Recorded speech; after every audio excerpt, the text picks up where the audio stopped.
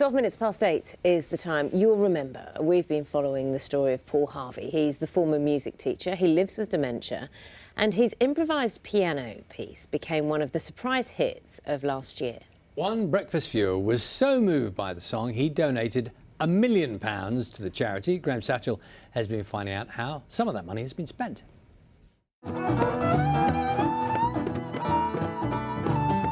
If you ever wondered about the extraordinary power of music, look at this.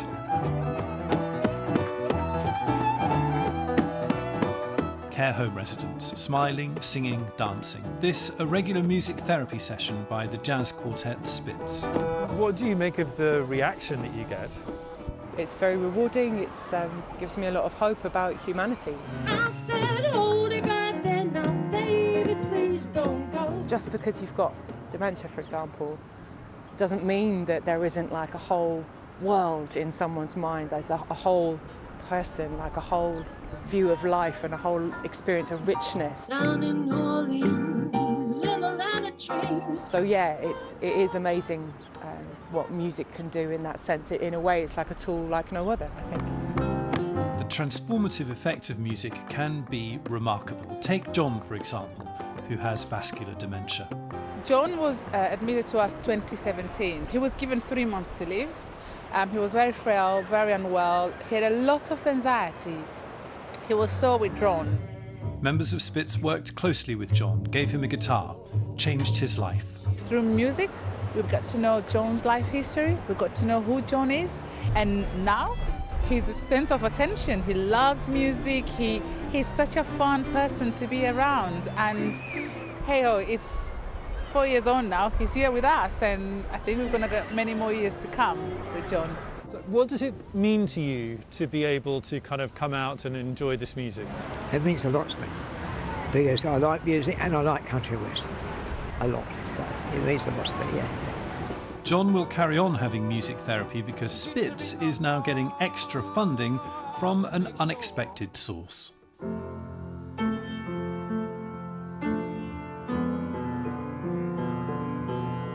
When Paul Harvey was given 4 notes by his son Nick to improvise a tune, no one could have guessed what would happen next.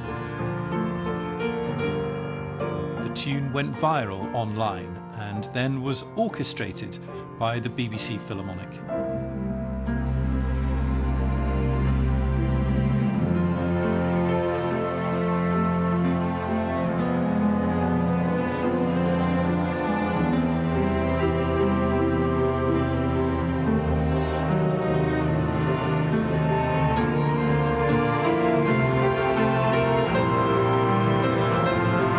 If he's having a bad day, playing the right piece of music at the right time can be absolutely transformational. And if I manage to get him up to play the piano, magic happens. He comes back to life.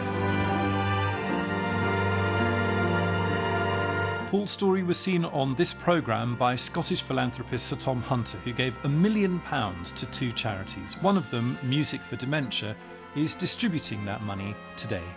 It's going to do good, and that's all that matters.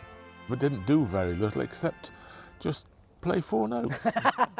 You know. Would you give us 4 notes and we're going to take it off in our own direction? G, B, E, C.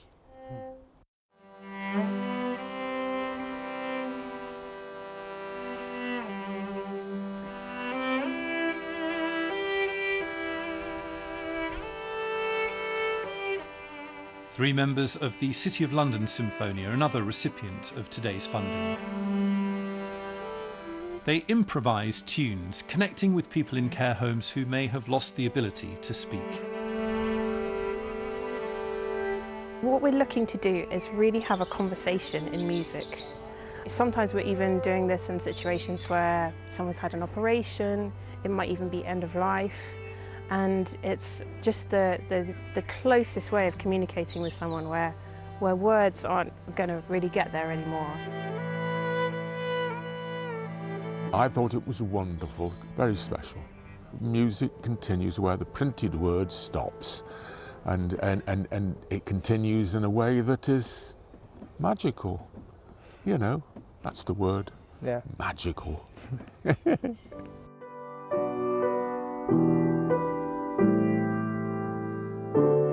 This is Paul's latest tune. He writes and plays every day.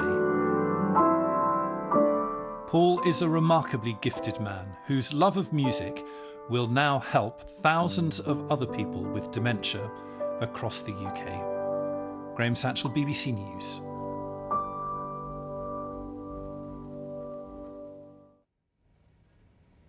It's lovely just to let that finish so perfectly, isn't it? Yes, we can we speak should. now to Grace Meadows, who's the campaign director with Music for Dementia, who's set up the Paul and Nick Harvey Fund. Grace, very good morning to you. Do you know, I was rather stuck, and I know you could see and watch that as well. John, who was in the care home we saw earlier on, who had the guitar in his hand, the change in him because of that, it's a jazz quartet, wasn't it, who've gone in and played and spent time with him personally. That is what this is all about. Exactly. They tapped into who John is beyond his dementia. They saw him for the person that he is, the playful character who loves country and western music, and they've tapped into that, and he's brought so much joy to everyone. That's what you could really see in that. So how then, Grace, how does this tally then? So the fund has been set up. How do you make sure that music is made and that gets to people and makes a difference? So what we've done is we've worked with these 27 organisations that we're funding across Scotland, Northern Ireland, Wales and England. And we have tried to make sure that we're covering the real breadth and depth of work that's happening. Everything from working with people in their own homes via online services right through to bedside work, everything from playlists to music therapy, so that people can access music in the way that matters to them. And if people want to find out more about those organisations that we're supporting, they can go to our website, musicfordementia.org.uk. Grace, morning. It's Naga here. One of the things I didn't realise, and as you say, you're reaching lots and lots of communities, including communities that often aren't touched by projects like this. One of them you're reaching, the South Asian community. I didn't realise there's not a word for dementia in that community. Yeah, that's right. So it's not a condition that's understood or well known, and there's a lot of stigma around it. So by supporting these organisations to work with music, it means that they're working in a non-threatening way to help get the support to people who need it. And not only the person living with dementia, this is what we find with this work, is it not only does it support the person living with dementia, but it supports the carer, the families around that person, because we all know the toll that dementia can take on those people as well. It's interesting you use the word non-threatening as well, because I think here on Breakfast we do so much about dementia, and you know we make sure it's flagged up when we talk about the issues surrounding people who are caring for those with dementia. But in so many communities, as you say, they can almost feel as if it's a failure or something to be hidden. Because if you don't even have a word for this and not understanding it, there needs to be a different avenue to understand how to treat it and live with it. Absolutely, and that's the wonder of music, isn't it? This is some magic that we've just seen happen, is that you can work across cultures, across boundaries, across languages, because music has that mercurial, flexible nature to reach people, and that's because we're innately musical beings. We've all got that capacity to respond to music, regardless of how severe the dementia might be. And Grace, as Naga says, we do plenty of stories like this, and when we do, amazing reaction from people, and you just anecdotally you talk to someone and they'll always say, I've got a relative, I've got a grandparent who, you know, dementia is striking our family. It's happening more and more. Everyone, it seems now, has a personal link.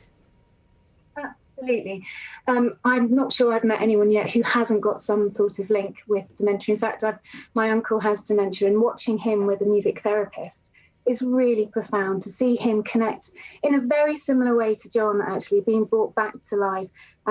It's just so heartwarming, and I'm so proud this morning, I can't tell you, of all the incredible work that's happening across the UK to make a difference to people's lives. And we're so grateful to Paul and Nick, and obviously Sir Tom and Lady Marion, and of course the BBC, because what you're doing by telling this story is helping people to understand the power of music. And looking at John and Paul, why would we not have music as part of dementia care? Grace, do you mind me asking? Yeah, do you mind me asking, Grace? You mentioned your uncle there, and you said that you've seen it in action. Is there particular music that you've seen trigger something? Because I'm getting the sense that that's sometimes the thing, isn't it? That a piece of music will come up and then some thought or a memory will come up. Absolutely. The most powerful reactions to music are when it's been personalised. So we saw there with John when the music was tailored to his tastes. And the same with my uncle when it's jazz-based. He was a lover of jazz and played a lot of jazz. That's when people really respond to the music because it's tapping into who they are. So it really is about personalisation. So there's not one type of music or one way of accessing music. It's really about what music matters to that individual. Grace, thank you very much. Good luck with all the work you're doing. I mean, you can clearly see it's making a real difference to people. So lovely talking to you. That's Grace Meadows. And the Music for Dementia is the charity. Doing amazing things. Absolutely. It's 20